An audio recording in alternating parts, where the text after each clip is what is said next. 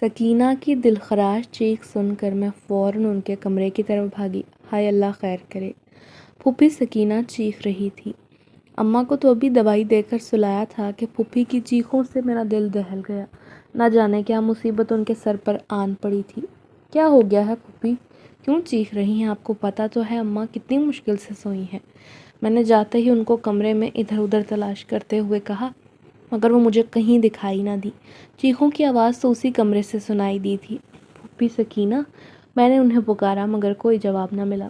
کمال یہ ہے، پھوپھی کہاں چلی گئیں؟ تبھی کونے میں رکھی رضائی میں مجھے کسی کی موجودگی کا احساس ہوا تو میں نے آگے بڑھ کر رضائی کھینچی۔ کیا کر رہی ہیں آپ پھوپھی؟ ان کے چہرے پر پھیلے خوف کے سائے دیکھ کر میں تو ایک لمحے کو ساکت ہو گئی تھی۔ وہ یوں ڈری سہمی کمرے کا جائزہ لینے میں مگن تھی جیسے کوئی بھوت دیکھ لیا ہو۔ مجھے ان کے ڈر کی وجہ سمجھ میں نہ آئی۔ میں نے بے چینی سے پوچھا، کیا ہوا؟ ارے وہ دیکھو سامنے، انہوں نے بامشکل حلق سے الفاظ نکال کر کہا۔ انہوں نے شیشے کی طرف اشارہ کیا تو میں چونک کر شیشے کی طرف آئی۔ سرخ سیاہی سے وہاں کچھ تو لکھا تھا جو اتنی دور سے واضح نہیں تھا۔ پھوپھی پر ایک نظر ڈال کر میں نے دوسری نظر آئینے پر ڈالی تو حیران رہ گئی۔ مار ڈالوں گا، یہ الفاظ بالکل واضح تھے۔ یہ کس نے لکھا؟ میں نے حیرانی سے پوچھا۔ پھوپھو لپک کر میرے پاس آ گئیں۔ وہی جو رات کو چھت کی منڈیر پر پھرتا ہے، وہ اونچا لمبا سا کوئی آسیب جو ہمیشہ مجھے گھور کر دیکھتا رہتا ہے۔ اس گھر میں آسیب کا سایہ ہے، وہ میرے کان میں سرگوشی کرتے ہوئے بولیں تو میں فوراً پیچھے ہٹی۔ پھوپھی، میں نے حیرانی سے انہیں دیکھا، ایسا کیسے ممکن ہے؟ ہم سالہ سال سے اسی گھر میں مقیم ہیں، نہ تو ہم نے کبھی ایسا کچھ دیکھا نہ سنا۔ یا تو پھوپھی کا دماغ چل گیا تھا یا واقعی وہ کوئی بڑا کھیل کھیل رہی تھی۔ پھوپھی کا کچھ کرنا پڑے گا۔ میں کندھے اچکا کر اپنے کمرے کی طرف بڑھ گئی۔ میرا نام مسرت ہے۔ میں اپنے والدین کی اکلوتی اولاد تھی۔ ابا کے پاس روپے پیسے کی کمی نہ تھی۔ وہ اپنا پیسہ دوسروں پر لٹا دیا کرتے، انہوں نے کبھی روپے پیسے کی فکر نہ کی۔ کبھی کسی یتیم کی کفالت کرتے تو کبھی لاوارث کی مدد کرنے میں پیش ہو جاتے۔ نہ جانے کتنے ہی فلاح و بہبود کے ایسے ادارے تھے جو ابا کی وجہ سے چل رہے تھے۔ کچھ کی تفصیل تو ابا نے مجھے اپنے پاس بٹھا کر سمجھائی تھی۔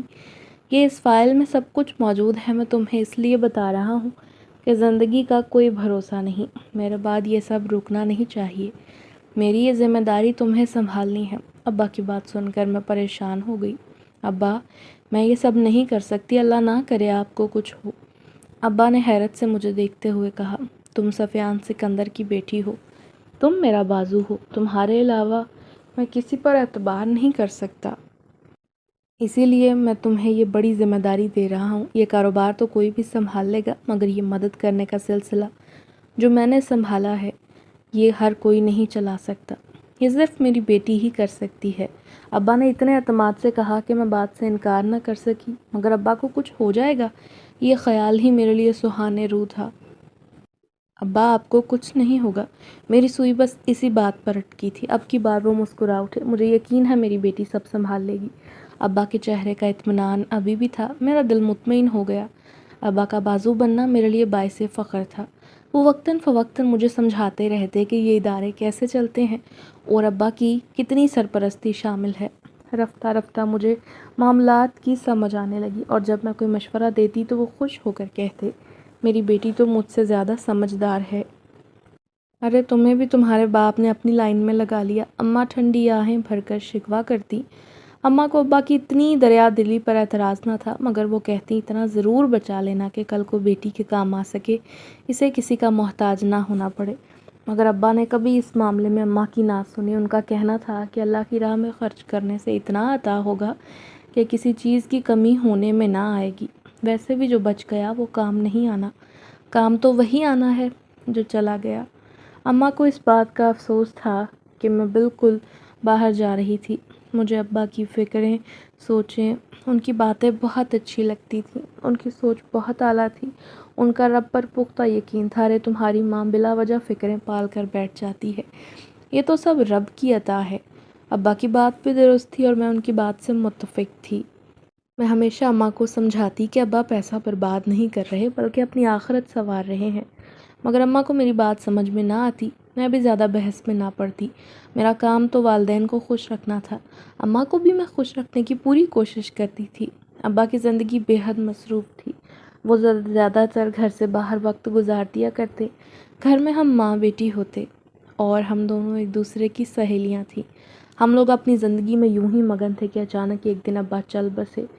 موت اتنی اچانک ہوئی کہ ہمیں یقین ہی نہ آیا۔ وہ بالکل ٹھیک ٹھاک فجر کی نماز پڑھ کر سوئے تھے، مگر صبح بیدار نہ ہو سکے۔ وہ اس قدر خاموشی سے چل بسے کہ پہلو میں لیٹی اماں کو بھی ان کے جانے کی بھنک نہ لگی۔ قیامت ہی تو ٹوٹی تھی، ابھی ان کی عمر ہی کیا تھی، مگر جو ہونا تھا وہ تو ہو چکا تھا۔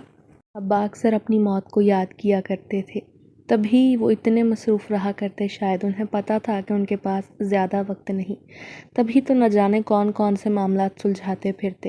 ابا کی موت سے ہم ماں بیٹی بے آسرا ہو کر رہ گئے۔ ابا نے مجھے شروع سے ہی بہت مضبوط بنایا تھا، مجھ میں اعتماد کی کوئی کمی نہ تھی۔ پھر میں سمجھدار تھی، اپنا اچھا برا بھی سمجھتی تھی۔ اماں بے حد سیدھی سادی تھی، ابا کی موت سے بالکل ٹوٹ گئی تھی۔ میں ہمیشہ ان کے ساتھ کھڑی رہتی، ابا کو جب بھی ضرورت پڑی اپنی وراثت میں ملے پیسے بھی ابا کے ہاتھ پر رکھ دیتی۔ ان کی موت کے بعد جہاں مجھے ذمہ داری سنبھالنے کی فکر تھی، وہیں اماں کو اس بات کی بہت فکر کھائے جا رہی تھی کہ وہ جوان جہان بچی کی حفاظت کیسے کریں گی۔ میں تو سوچتی ہوں کوئی مناسب رشتہ دیکھ کر تمہاری شادی کر کے تمہیں تمہارے گھر کا کروں۔ اماں کی بات سن کر میں حیران رہ گئی۔ ارے اماں، کیا ہو گیا ہے؟ ابا کو گزرے 3 دن ہیں اور آپ کو شادی کی پڑ گئی ہے۔ میں اماں کی فکر کو خاطر میں نہ لائی۔ پتہ نہیں اماں کو کیا ہو گیا تھا، میں کوئی بچی تھوڑی ہی تھی کہ اماں کو قدم قدم پر میری حفاظت کرنی پڑے۔ وہ کچھ زیادہ ہی حساس ہو رہی تھی، میں جانتی تھی کہ اب کس طرح چلنا تھا۔ اماں آپ فکر نہ کریں، میں اپنی حفاظت خود کر سکتی ہوں۔ میں نے اماں سے زیادہ خود کو مطمئن کرنا چاہا، مگر اصل مصیبت تو سر پر تب پڑی جب ابا کے چہلم کے بعد کچھ خاص رشتہ داروں نے ہمارے گھر سے جانے کا نام نہ لیا۔ انہوں نے تو جیسے ڈیرے جما لیے تھے، نہ جانے ہمارے رشتہ داروں نے ہمیں کیا سمجھ لیا تھا۔ ابا کی زندگی میں تو کبھی کسی کی جرأت نہ ہوئی کہ ہمارے گھر آ کر زیادہ وقت گزارے، مگر اب سب اماں کو بیوقوف بنانے میں لگے ہوئے تھے۔ اب نہ جانے یہ ابا کی کون سی دور پار کی پھوپھی تھی جو سگی رشتہ دار بنی اپنی پھوپھی ہونے کا حق جتا کر ہمارے گھر چمٹ کر بیٹھ گئی تھی۔ وہ اپنے بیٹے سمیت یہیں ڈیرا ڈالے بیٹھی تھی۔ میں نے اماں سے کئی بار کہا کہ انہیں یہاں سے چلتا کریں، جب ابا اس دنیا میں نہیں رہے تو ان رشتہ داروں سے ہمارا کیا لینا دینا، مگر اماں ہر بار ڈانٹ کر کہتی، وہ بڑی ہیں، مجبور ہیں، اگر اپنی خوشی اور مرضی سے یہاں ہیں تو تمہیں کیا مسئلہ ہے، میں انہیں کیسے جانے کا کہہ دوں؟ ویسے بھی تمہارا باپ اور تم ہمیشہ دوسروں کی مدد کرنے میں پیش رہتے تھے، تو اب ایسا کیا بدل گیا کہ یوں غریب رشتہ دار کو گھر سے نکال دینا کتنی معیوب بات ہے۔ ویسے بھی مجھے ان کا سہارا ہے۔ تمہارے ابا کے جانے کے بعد گھر میں کس قدر بے سکونی ہے، اگر اب یہ بھی چلی گئی تو یہ گھر تو مجھے کاٹ کھانے کو دوڑے گا۔ تم اپنی زندگی میں مگن ہو جاؤ گی، تمہاری پڑھائی اور تمہارے ابا کے سب کام تمہارے ذمے ہیں، میں گھر پر اکیلی کیا کروں گی؟ اماں کی اتنی لمبی تقریر کے سامنے مجھے چپ ہونا پڑا۔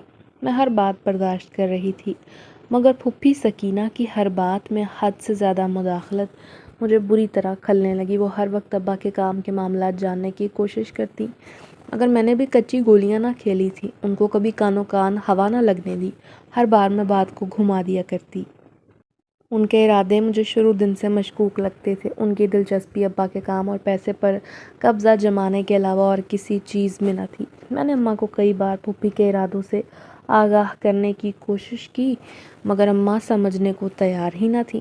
انہیں پھوپھی پر اندھا اعتبار تھا، بلکہ وہ تو خوش تھیں کہ مصیبت کے وقت میں وہ اماں کا سہارا بنی تھی۔ جب میرے سامنے ان کی دال نہ گلی تو انہوں نے میری معصوم اور سیدھی سادی اماں پر قسمت آزمائی کرنے کی کوشش کی اور کہا، دیکھو تمہاری بچی کا چند دنوں میں کتنا سا منہ نکل آیا ہے، اسے کہو کہ وقار کو اپنے ساتھ کام میں شامل کر لے، وہ کم از کم اس کی مدد کر دیا کرے گا، اور پھر مرد کا سہارا ہوگا تو کوئی میلی آنکھ اٹھا کر نہیں دیکھے گا، ورنہ بچی کی اپنی جان اور عزت کو خطرہ ہے۔ انہوں نے اماں کے کانوں میں ایسا زہر گھولا کہ اماں کی آنکھیں حیرانی سے پھیل گئیں۔ ایسا تو انہوں نے کبھی سوچا بھی نہ تھا۔ میں نے سخت صدمے میں ان کے جاہل گوار بیٹے وقار پر نگاہ ڈالی۔ وہ صوفے پر ٹانگ رکھے مونچھوں کو تاؤ دیے مجھے ہی گھور رہا تھا۔ مسرت، تم سے یہ سب نہ ہو پائے گا، میں دیکھ رہا ہوں تم کیسے گھن چکر بنی ہوئی ہو، تمہیں کسی کے ساتھ کی ضرورت ہے، میں جانتی تھی۔ اماں میرے لیے فکر مند تھی۔ ارے اماں، اب وقت تو لگے گا نا، اتنی جلدی اچانک سے کیسے سب سمجھ آئے گا؟ آپ بس مجھ پر اعتبار رکھیں، سب ٹھیک ہو جائے گا۔ میں نے اماں کو تسلی دینے کی کوشش کی تھی۔ تم وقار سے شادی کر لو، وہ تمہارا ساتھ دے گا۔ اماں کی بات سن کر مجھے شدید دھچکا لگا۔ کیا آپ مدد سے سیدھا شادی پر آ گئیں؟ پھوپھی کو آپ ابھی یہاں سے چلتا کریں، میں اب ایک لمحہ انہیں اور ان کے نالائق بیٹے کو اس گھر میں برداشت نہ کروں گی۔ اماں کی بات پر میں سلگ اٹھی تھی، سو اپنے غصے اور اونچی آواز اور لب و لہجے پر قابو نہ رکھ پائی۔ اوہو لڑکی، ایسا بھی کیا ہو گیا جو یوں تم ماں پر چلا رہی ہو؟ پھوپھی سکینہ نہ جانے کہاں سے نکل کر سامنے آئی تھی۔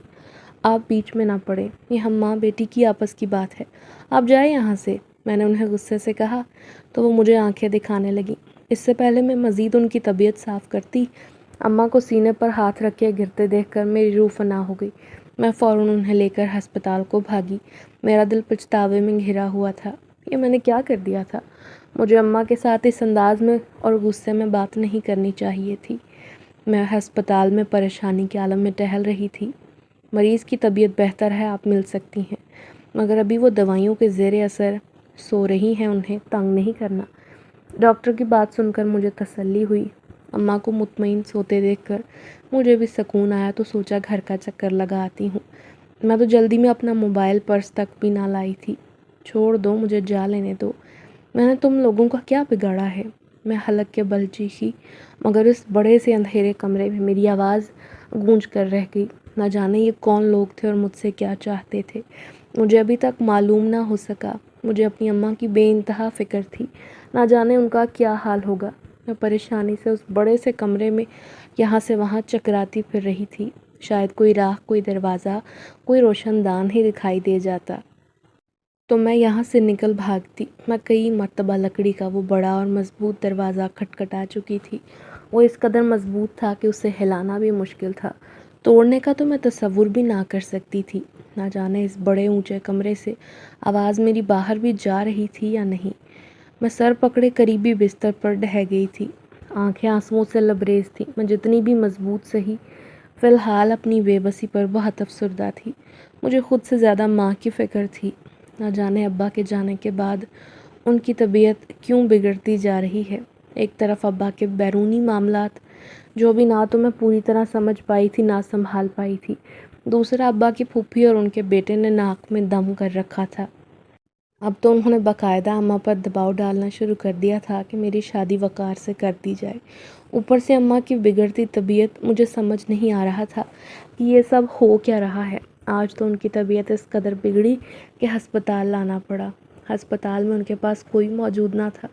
میں گھر سے کچھ ضروری سامان لینے نکلی تھی، تبھی کسی نے مجھے اغوا کیا اور گاڑی میں پھینک کر یہاں تک پہنچا دیا۔ یہ سب اس قدر اچانک ہوا اور جلدی میں ہوا کہ مجھے کچھ سمجھ میں نہ آ سکا۔ مجھے جب ہوش آیا تو میں اس بڑے سے کمرے میں قید تھی۔ میں تو یہ بھی نہ جانتی تھی کہ یہ لوگ کون تھے جو مجھے پکڑ کر یہاں بند کر گئے تھے اور ان کے ارادے کیا تھے۔ نہ جانے مجھے کب تک یہاں رکھنا چاہتے تھے۔ مجھے بند کمرے میں روتے مزید کئی گھنٹے گزرے تو مایوسی بڑھنے لگی۔ اب تک آدھی رات ہو گئی تھی۔ میں نے قیاس لگایا، اب تو رو رو کر آنکھیں خشک اور سر میں شدید درد تھا۔ تبھی دروازہ چرچراہٹ کے ساتھ اپنے آپ کھلا تو میں چونک گئی، میرا دل دھڑک اٹھا۔ آدھی رات کو نہ جانے وہ کون تھا اور کس مقصد کے تحت کمرے میں آنا چاہتا تھا۔ اگلے دن میں اماں کو ہسپتال سے گھر لے آئی تھی، مگر مسلسل سوچوں کے بھنور میں پھنسی ہوئی تھی۔ سمجھنا مشکل تھا کہ وہ کون لوگ تھے اور ان کی نیت کیا تھی۔ اتنا تو واضح تھا کہ وہ مجھے نقصان پہنچانا چاہتے تھے۔ اس حملہ آور نے مجھ پر اس قدر زور اور شدت سے حملہ کیا کہ اس کی نیت واضح ہو گئی تھی، مگر میں یہ نہیں جان پائی تھی کہ وہ تھے کون اور آخر میں نے ان کا بگاڑا کیا تھا۔ میری کسی سے کوئی دشمنی تھی ہی نہیں۔ دشمنی تو میرے والدین کی بھی نہ تھی۔ میرے لیے یہ سمجھنا مشکل تھا۔ جتنا میں سوچتی مزید دماغ الجھ جاتا۔ اماں کو میں نے اس بارے میں کچھ نہیں بتایا تھا، وہ پہلے ہی اپنی بیماری کی وجہ سے پریشان تھی۔ مجھے یہ احساس ہو رہا تھا کہ واقعی مجھے کسی کے ساتھ کی ضرورت ہے۔ اکیلے میرے لیے یہ سنبھالنا مشکل ہو جائے گا۔ ابھی تو میں نے حالات کو ٹھیک سے سمجھا بھی نہیں کہ دشمن سر اٹھانے لگے، اور وہ بھی ایسے خطرناک جو میری جان لینے کے در پہ تھے۔ شاید مجھے وقار سے شادی کے بارے میں سنجیدگی سے سوچنا چاہیے۔ یا کم از کم اسے اپنے ساتھ کام پر لگانا چاہیے۔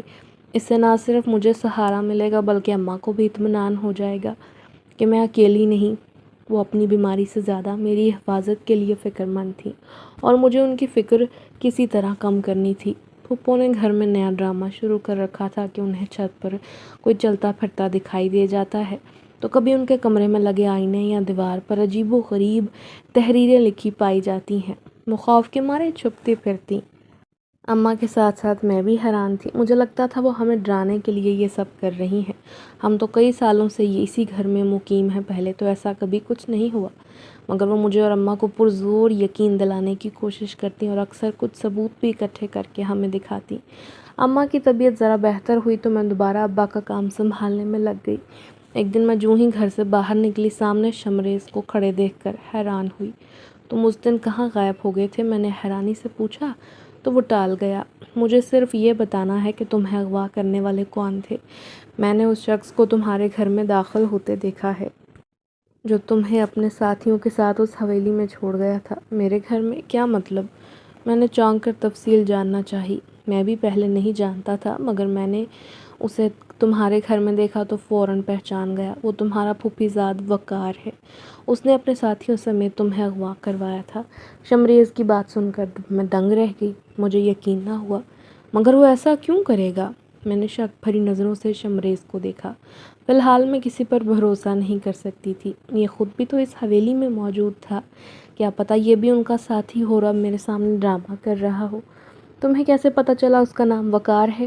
میں نے شک سے بھرپور لہجے میں سوال کیا تو اس کے پاس کوئی جواب نہ تھا۔ تم سب ایک جیسے ہو، آپس میں ملے ہوئے ہو، میں غصے سے کہہ کر آگے بڑھ گئی۔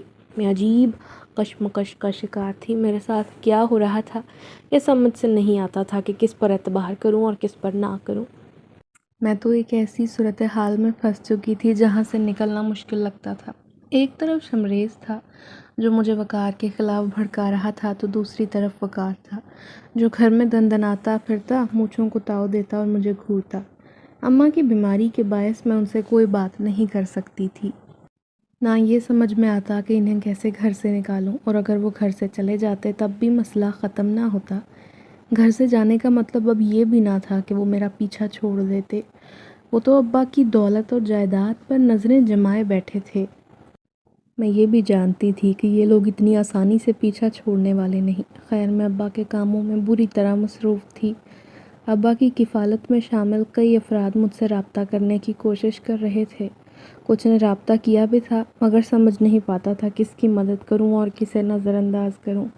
ابھی تو فائل میں موجود اداروں کی ذمہ داریاں بھی میں ٹھیک سے سمجھ نہ پائی تھی۔ ایسے میں ابا کا کاروبار سنبھالنا میرے بس کی بات نہ تھا۔ میں بے حد الجھن کا شکار تھی۔ پھوپھی کی طرف سے الگ تناؤ تھا۔ اگر وہ گھر سے چلی جاتی یا کم از کم میرے ذہن سے ان کا خیال نکل جاتا تو شاید میں کچھ کر پاتی۔ اماں کی بیماری کی وجہ سے میں گھن چکر بن کر رہ گئی تھی۔ کبھی اماں کی دوائیوں کے لیے ہسپتال کے چکر لگاتی، کبھی انہیں ہسپتال لے جاتی تو کبھی ابا کے دفتر اور ان کے فلاحی اداروں کے معاملات نپٹانے کی کوشش کرتی۔ ایک دن میں گھبراہٹ کے عالم میں ابا کی قبر پر جا پہنچی، وہاں بیٹھ کر آنسو بہانے لگی۔ ابا، آپ ہی کوئی حل بتائیے، میں کیا کروں؟ مجھے کچھ سمجھ نہیں آ رہا۔ مجھے امید بھی نہ تھی کہ آپ اتنی جلدی یوں چھوڑ کر چلے جائیں گے۔ بہت دیر تک میں قبر پر بیٹھ کر روتی رہی۔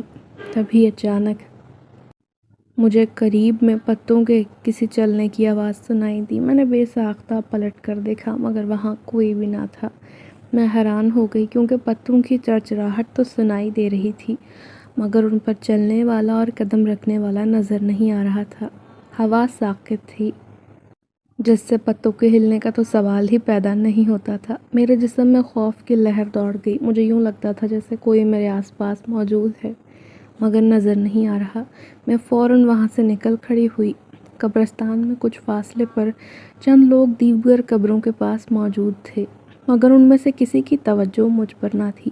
میں جلدی سے بڑے دروازے کی طرف بڑھنے لگی تاکہ قبرستان سے باہر نکل سکوں، مگر تبھی مجھے اپنے پیچھے قدموں کی آواز سنائی دی۔ پلٹ کر دیکھا تو شمریز کو اپنے تعاقب میں کھڑے پایا۔ میں اسے یوں کھڑا دیکھ کر ساکت رہ گئی۔ تم یہاں بھی میرا پیچھا کرتے پہنچ گئے، میں نے غصے سے کہا۔ میں تمہارے پیچھے نہیں بلکہ اپنے کسی کام سے آیا تھا۔ اس نے دھیمے لہجے میں جواب دیا تو مجھے یقین نہ آیا۔ قبرستان میں تمہارا کیا کام ہے؟ بھلا یہ کوئی بازار تھوڑی ہے جہاں سے کچھ خریدنے آئے ہو، میں نے سخت لہجے میں کہا۔ تو وہ چپ رہا۔ اسے خاموش دیکھ کر میرے غصے میں اضافہ ہو گیا کہ یہ بھی اب وقار کی طرح میرے پیچھے پڑ گیا تھا۔ میں نہیں چاہتی کہ تم مجھے کہیں بھی کبھی بھی دکھائی دو۔ یہ کہہ کر میں جلدی سے گیٹ سے باہر نکل آئی۔ گھر پہنچ کر نڈھال سی اپنے کمرے میں گھس گئی۔ اب اس نئی مصیبت سے کیسے جان چھڑواتی مجھے نہیں پتا تھا کہ مجھے اتنے مسائل کا سامنا کرنا پڑ سکتا ہے۔ میں تو صرف تمہاری مدد کرنا چاہتا ہوں اور تم میرے بارے میں غلط سوچ رہی ہو۔ شمریز کی آواز کمرے میں گونجی تو میں ہڑبڑا کر کھڑی ہو گئی۔ میں نے کمرے کا جائزہ لیا، وہاں کوئی نہ تھا۔ اس کی آواز مجھے بالکل قریب سے سنائی دی تھی۔ ڈر کے مارے میرا گلا خشک ہو گیا تھا۔ تم ہو کہاں؟ میں نے کپکپاتی آواز میں پوچھا۔ میں تمہارے قریب ہی ہوں، مجھ سے ڈرو مت، اس کی آواز پھر سے سنائی دی، مگر ابھی بھی وہ مجھے دکھائی نہیں دے رہا تھا۔ آہستہ آہستہ پیچھے ہٹتے ہوئے میں بالکل دیوار سے جا لگی تھی۔ جی چاہتا تھا فوراً کمرے سے نکل کر بھاگ جاؤں، مگر میرے قدم تو جیسے زمین میں دھس گئے تھے۔ یہ ہو کیا رہا تھا؟ وہ مجھے کیوں ڈرا رہا تھا؟ تبھی وہ مجھے بستر کے بالکل قریب کھڑا دکھائی دیا، وہی بستر جہاں میں کچھ دیر پہلے بیٹھی تھی۔ اسے اچانک اپنے سامنے دیکھ کر میں چونک گئی، کیونکہ چند لمحے پہلے تو وہ کہیں بھی موجود نہیں تھا، مگر اب اچانک سامنے آ گیا تھا۔ میں صرف تمہاری مدد کرنا چاہتا ہوں مسرت، وہ دھیرے سے بولا تو میں ساکت کھڑی رہی۔ سمجھ نہ آیا کہ کیا جواب دوں۔ کون ہو تم؟ میں نے لرزتی آواز میں پوچھا۔ میں ایک جنزادہ ہوں۔ اس کی بات سن کر میرا تو دل دہل گیا تھا۔ یہ کیسے ممکن ہے؟ میں اس پرانی حویلی میں رہتا ہوں جو ہمیشہ خالی رہتی تھی، مگر کچھ عرصہ پہلے کچھ لوگ تمہیں وہاں پکڑ کر لے آئے، تمہیں ایک کمرے میں قید کر دیا گیا۔ میں نے شروع میں تو مداخلت نہیں کی، مگر تمہیں روتے اور اپنی ماں کے لیے پریشان دیکھ کر میں نے فیصلہ کیا کہ تمہاری مدد کروں، اور میں نے ہی دروازہ کھول کر تمہیں باہر نکلنے میں مدد دی اور تمہارے گھر تک تمہارے ساتھ بھی آیا تھا۔ میں نے تمہارے گھر کا جب جائزہ لیا تو مجھے محسوس ہوا کہ تمہاری پھپھو اور وقار کی نیت ٹھیک نہیں۔ تمہاری ماں کی بیماری کی اصل وجہ وہی ہے۔ وہ انہیں کوئی ایسی دوائی دے رہے ہیں جو انہیں آہستہ آہستہ موت کے قریب کرتی جا رہی ہے، اور کسی کو خبر نہیں۔ یہ سن کر میری آنکھوں کے سامنے اندھیرا چھا گیا۔ مجھے یقین نہیں آ رہا تھا کہ یہ حقیقت ہے۔ دیکھو، میں تمہیں واقعی پریشان نہیں کرنا چاہتا، بلکہ صرف تمہاری مدد کرنے کی نیت رکھتا ہوں۔ اگر میں تمہیں یہ بات نہ بتاتا تو تمہاری والدہ کو بہت بڑا نقصان ہو سکتا تھا۔ یہی وجہ تھی کہ مجھے تمہیں یقین دلانا پڑا کہ میں ایک جنزادہ ہوں۔ وہ دھیرے دھیرے اور نرمی سے سب کچھ بتا رہا تھا، جسے سن کر میں سخت حیرانگی کا شکار تھی۔ مجھے لگ رہا تھا کہ میں کوئی خواب دیکھ رہی ہوں، مگر ایسا نہیں تھا۔ یہ حقیقت تھی کہ جنزادہ میرے سامنے یوں کھڑا تھا۔ وہ میری مدد کرنے کی کوشش کر رہا تھا۔ اس کا یوں غائب ہو کر سامنے آنا اور حقیقت بتانا میرے لیے ناقابل یقین تھا، مگر جو بھی تھا اس کی باتوں میں سچائی تھی۔ اب مجھے اس پر یقین ہونے لگا کہ وہ واقعی میری مدد کرنے کی نیت رکھتا ہے۔ اماں کے بارے میں سن کر میرا دل غم اور خوف سے بھر گیا تھا۔ میں نے کبھی تصور بھی نہ کیا تھا کہ پھوپھی اس حد تک گر جائیں گی۔ اب میں کیا کروں گی؟ شمریز، کس طرح ان کو اس گھر سے چلتا کروں؟ کچھ تو بتاؤ، کوئی ترکیب لڑاؤ، ان کے خلاف کم از کم ثبوت ڈھونڈو۔ میں نے اس سے مزید مدد طلب کی تو وہ مسکرا دیا۔ تم فکر ہی نہ کرو، میں خود ان لوگوں سے نمٹ لوں گا۔ ان کو اس گھر سے چلتا کرنا میرے بائیں ہاتھ کا کھیل ہے۔ ان کا وہ انجام کروں گا کہ تمام زندگی وہ یاد رکھیں گے اور دوبارہ اس گھر کی طرف نظر اٹھا کر نہ دیکھیں گے۔ تم سب کچھ مجھ پر چھوڑ دو۔ اس نے اتنے اعتماد اور خلوص سے کہا کہ میں دل سے اس کی مشکور ہو گئی۔ بس تم اپنی والدہ کا دھیان رکھو، وہ دھیرے سے کہہ کر غائب ہو گیا۔ تو میں ٹھنڈی سانس بھر کے بستر پر ڈھہ گئی تھی۔ میں نے وہ ساری دوائیاں اٹھا کر پھینکی جو اماں کے ارد گرد موجود تھیں۔ اماں، آپ کو کسی دوائی کی ضرورت نہیں، آپ بالکل ٹھیک ہیں۔ میں نے پیار سے اماں کو سمجھایا تو وہ حیرت سے مجھے دیکھنے لگی۔ ارے کیا بول رہی ہو؟ تم تو خود مجھے ہسپتال لے کر گئی تھی۔ اماں کو یقین نہیں آ رہا تھا کہ وہ صحت مند ہیں۔ بس اماں، جیسا اب آپ سے کہوں گی آپ کو وہی کرنا ہے۔ آپ نے کبھی بھی پھوپھی سکینہ کے ہاتھ سے کوئی دوائی یا کوئی کھانے والی چیز لے کر نہیں کھانی۔ اب مجھے یہ بھی پتہ نہیں تھا کہ وہ اماں کو کس چیز میں دوائی ملا کر دے رہی تھی، سو میں نے ہر پل اماں کے سنگ رہنے کا عہد کیا، ان کے ساتھ بیٹھ گئی۔ کچھ دنوں کے لیے میں نے ابا کے کام کو ملتوی کر دیا تھا۔ ابا کی وفات کے بعد میں ایک دن بھی اپنے گھر پر نہ ٹکی تھی، بلکہ اماں کے کام اور ابا کے کام کی فکر میں باہر کے چکر لگاتی تھی۔ پھوپھی سکینہ بار بار کمرے میں آ کر اماں کے لیے سوپ یا کبھی کوئی نرم شے بنا کر لے آتی، مگر میں نے ان میں سے اماں کو کچھ نہ کھانے دیا۔ میں خود ان کے لیے کھانا بنا لائی۔ اماں کی طبیعت پہلے دن مجھے پہلے سے بہتر لگ رہی تھی۔ میں ان کا ہاتھ تھامے بیٹھی تھی۔ ہم ماں بیٹی آپسی باتیں کر رہے تھے کہ اچانک مجھے پھوپھی کی چیخوں کی آواز سنائی دی۔ آپ فکر نہ کریں امی، میں دیکھ کر آتی ہوں۔ انہیں تسلی کے دو بول بول کر میں کمرے سے نکل آئی۔ میں جانتی تھی کہ پھپھو کا انجام جو ہونے والا ہے وہ اچھا نہیں۔ پھپھو نے پورا گھر سر پر اٹھا رکھا تھا۔ وقار پیڑ سے بندھا ہوا جھول رہا تھا۔ اس کی گردن میں لپٹی رسی ہر لمحہ سخت سے سخت ہوتی جا رہی تھی، اور وہ دونوں ہاتھوں سے رسی کو کھینچ کر خود کو بچانے کی ناکام کوشش میں تھا۔ اس کی ہر کوشش اسے موت کے مزید قریب کر رہی تھی۔ اس کے چہرے پر خوف اور بے بسی کے سائے صاف نظر آ رہے تھے۔ مجھے دیکھتے ہی پھوپھی بے اختیار چیختی ہوئی میرے قریب آئیں۔ اسے بچاؤ، کسی کو بلاؤ، کچھ کرو، یہ سب اس آسیب کا کیا دھرا ہے جو اس گھر میں گھومتا پھرتا ہے۔ ان کی آواز میں بے بسی واضح تھی۔ کسے بلاؤں پھوپھی؟ میں بازو لپیٹ کر بڑے سکون سے بولی۔ ہمارے گھر میں نہ کبھی کوئی ملازم تھا اور نہ ہی اماں یا ابا نے کبھی کسی کو رکھا۔ اماں اپنے ہاتھوں سے گھر کے کام کرتی اور ابا باہر کے کام نپٹا لیا کرتے۔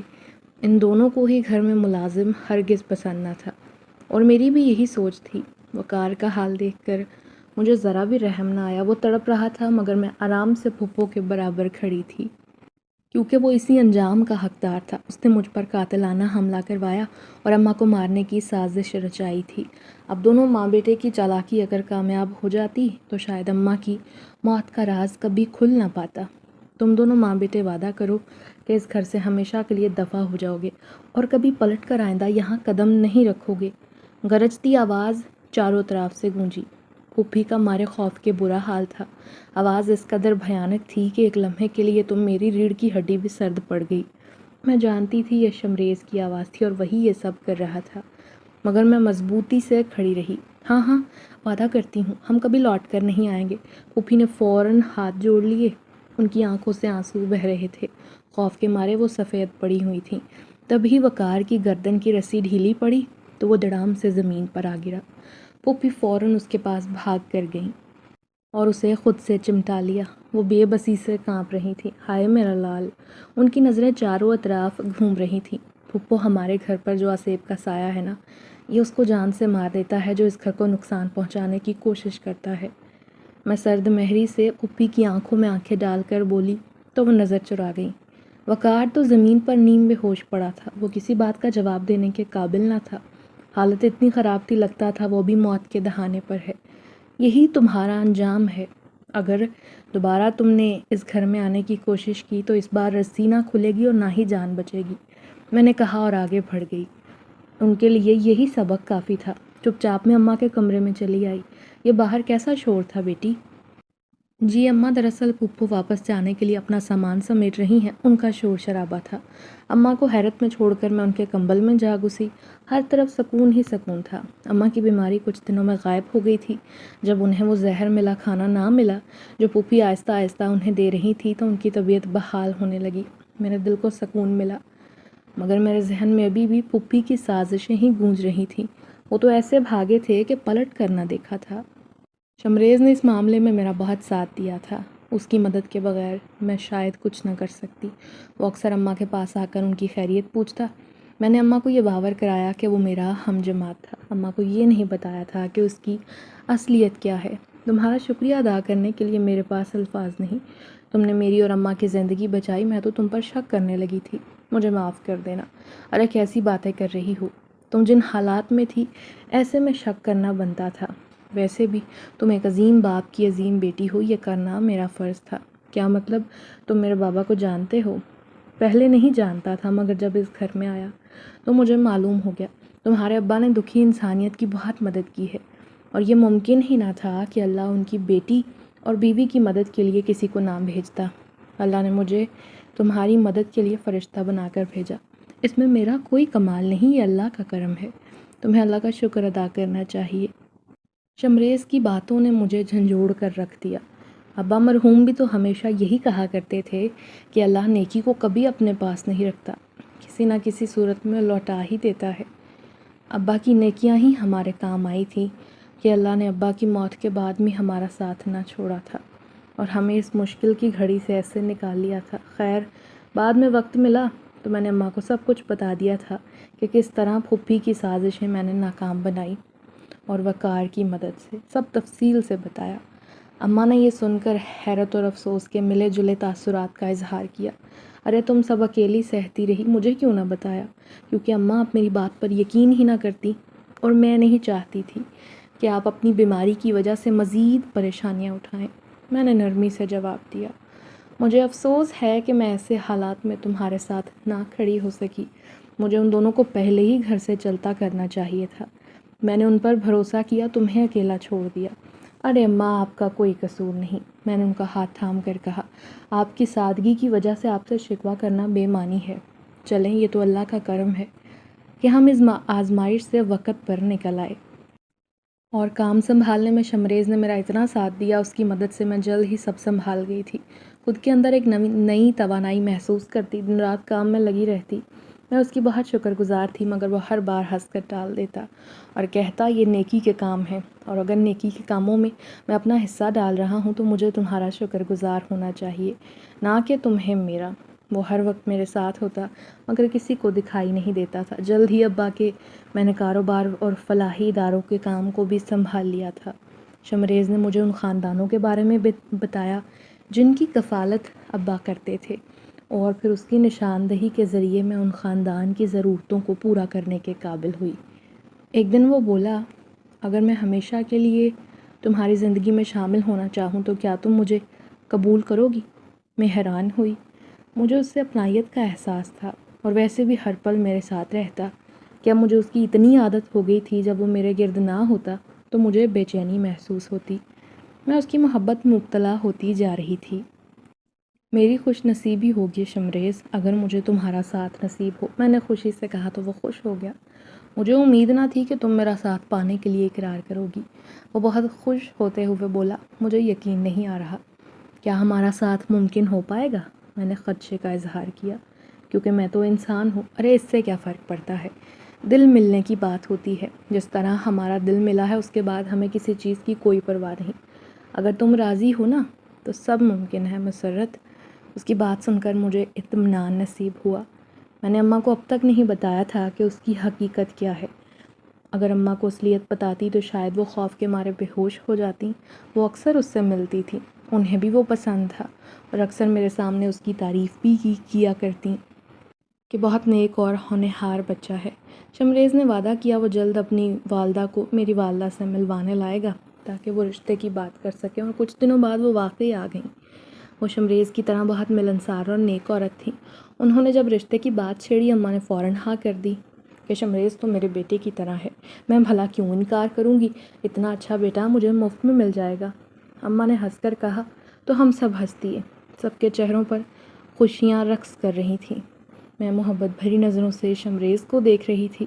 اماں نے اس کے سر پر ہاتھ پھیرا، آج سے شمریز آپ کا بیٹا اور یہ مسرت میری بیٹی ہے۔ جب شمریز کی والدہ نے کہا تو میرے دل میں خوشی کے لڈو پھوٹنے لگے۔